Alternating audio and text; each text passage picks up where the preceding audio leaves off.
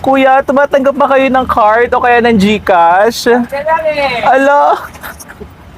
Ate, barya lang pala. I-check ko kung meron akong barya dito. Hindi ko pala magagamit tong card tsaka yung GCash ko dito. Pero titignan ko kung meron ba akong cash na dala. Oh my gosh. Hindi ko ina-expect na coins pala yung babayad sa jeep. Kasi di ba pag nag-grab, laging card lang. So ayan, meron ako ditong 20 pesos. So feeling ko okay naman na to. Kuya, magkano po pamasahe sa jeep? Easy. Kuya, magkano po? Ala, 13 pesos daw. So ito, 20 pesos mukhang okay naman na siya. Aray!